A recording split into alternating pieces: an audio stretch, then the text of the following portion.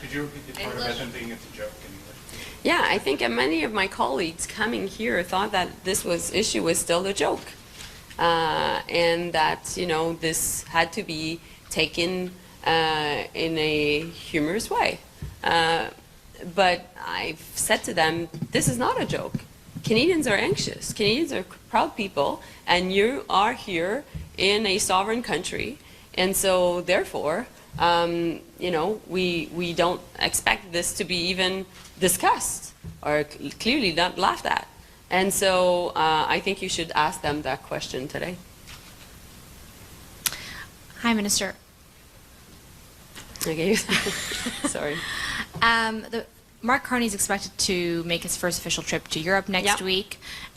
What message do you think that sends, that he'll be heading there on his first official trip?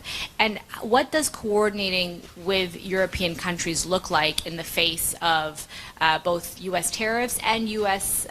aggression towards Canada? Listen, I won't speculate on what will be the agenda of the Prime Minister designate.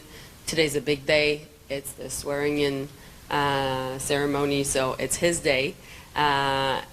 But what I can say to you when it comes to Europe and what I'm doing here with my colleagues is Canada wants to foster new partnerships in the world. We want to be closer to Europe. We want to be closer to Britain, to the UK, as we've been having, of course, the just our historic ties and the same head of state. But ultimately, we know that when it comes to the threats of coming out of the White House regarding tariffs, that we need to diversify our economy. So that's one thing. But meanwhile, there are lots of opportunities in Canada to be able to work amongst each other, to be able to be closer from one province to another. And a lot of our trade has been north-south for a long, long time, but that was not always the case. If you look at our history and why Canada was created, at the time, we created a country because also we didn't want to be part of the United States, but more than that, to make sure ultimately that we would be closer from east to west. And we built a railway, we built infrastructure. So that's what we need to do now. We need to get rid of internal commercial barriers between provinces.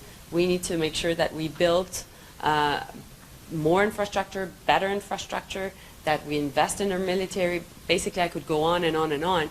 But there are many things we can do within our country to offset the impacts, the negative impacts of American tariffs against us. You've had 10 years. Hey, Minister. Nick Taylor-Gazy from Politico. You're heading back to Ottawa, so you've got... You're saying I'm heading back to Ottawa? I imagine. After that... Is that a question? Not hypothesis? When it comes to direct interactions with American counterparts, have you thought beyond that and what the next steps are? So, sorry, what's your question? You're saying I'm going back to Ottawa and then I talk to American counterparts? But I'm saying after that. After that. Well, listen, right now, what time is it, guys?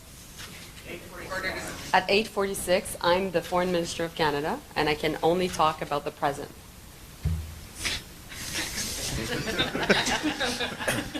Hi, Minister.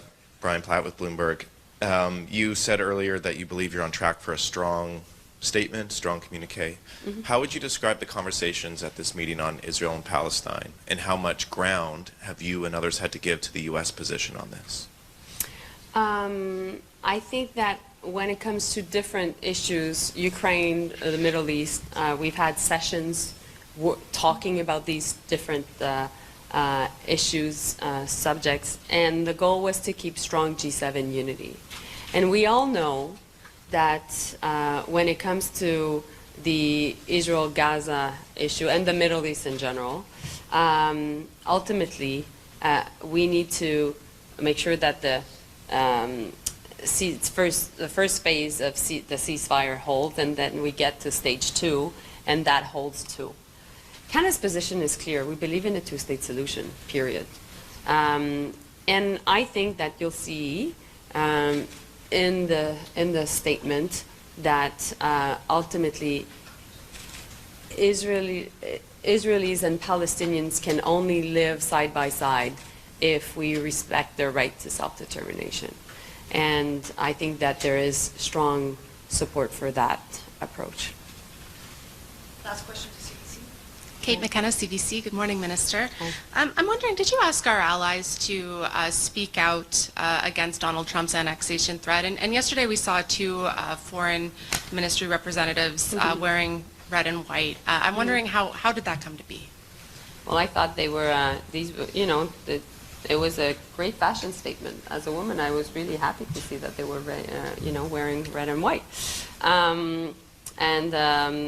And I have really good relationships with my colleagues, my German colleague Annalena Baerbock, who's a dear friend, and also with Kaja Kallas, who's a dear friend too, who's the High Representative for the European Union. I think I've answered a bit that question already, because the reaction of my colleagues coming from Europe was really about this absurd threat of annexation. Was really is that a joke? Is that my team is telling me that I should not comment on that because it's a joke. And I was saying, no, it's not a joke. It's not. This is a very serious threat. And you don't mess up with a country's sovereignty. We know that. We've seen that elsewhere in the world. Well, you just don't mess up with our sovereignty. And so you should ask that question to all of them today. We'll see how they answer. I'm quite positive that it will be in the interest of Canadians. Thank you. Yes.